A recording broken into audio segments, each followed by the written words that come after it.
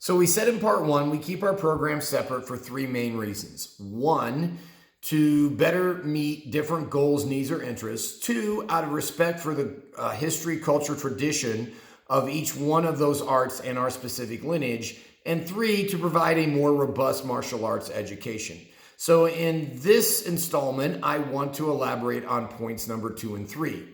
In regards to the tradition, history, and culture of each one of the martial arts, one of the things that I love about the martial arts, indeed I've actually taught lectures at the college level about this, is that you get to kind of travel the world through your different martial arts training.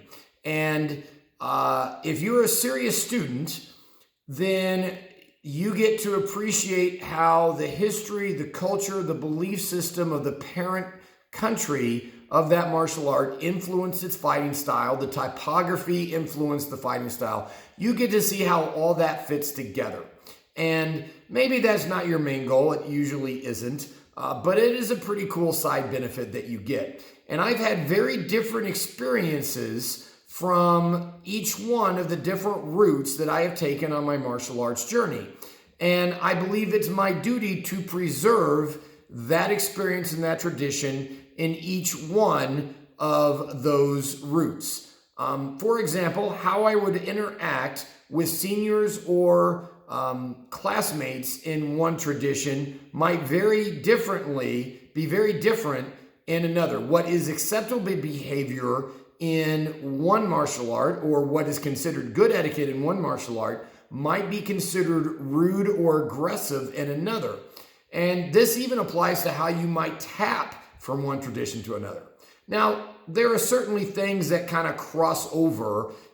You could argue that the Taekwondo bow and the slap and bump in Jiu-Jitsu and the salute in Kali is basically the same sentiment, but there are also more specific symbolism in some of those. And for example, I don't want our students, when we travel to Korea, trying to fist bump our grandmasters that we're training with and thinking that's okay. That would be a pretty big breach of etiquette, right? So this is one way that we get kind of that ugly American thing going on when we study Asian martial arts in particular. So this is how we get a Korean martial artist who does Taekwondo, for example, but then violates the rules of the Japanese language when he refers to himself as sensei. Or this is how you get black belts in the art of Tai Chi, which traditionally does not have a belt ranking system. Or I had someone one time tell me that they needed to learn some Aikido for their green belt test, for the self-defense portion of their green belt test, and their Taekwondo at a different martial arts school, right? As if Aikido was some type of subset or component of Taekwondo. Now, this also goes to the vibe or culture of the learning environment as well. Like our highly structured, disciplined format and the atmosphere of our traditional Taekwondo program isn't congruent with Tai Chi. If your goal is to relax, the setting should be more casual and more relaxed, not being snapped to attention.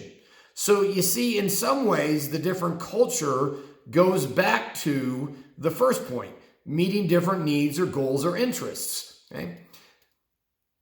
So by keeping our martial arts distinct, we preserve each one of their respective traditions, and the students can see the different approaches, how they're similar, how they vary, and I believe that provides our students with the opportunity to have a more robust martial arts education, very different experiences. And we want our students to be more well-rounded technically, but also more well-versed in those traditions. And even if they don't take advantage of all the different programs that we offer or the other special events like German longsword or parkour that we offer to make that experience even more robust, right?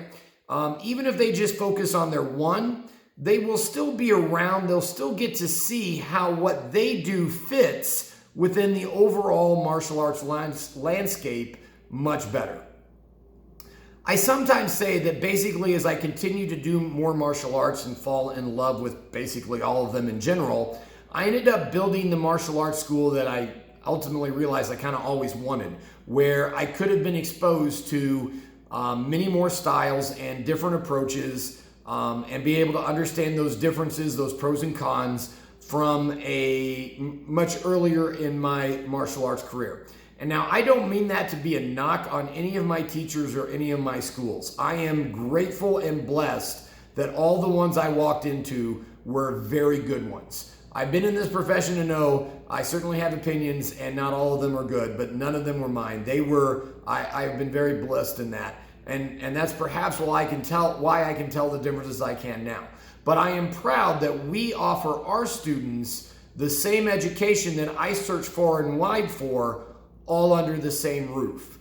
But one of the ways we do that is by making sure they get the art in whole, not a combined hodgepodge, stew, but each one of them in distinctly how they were intended to be.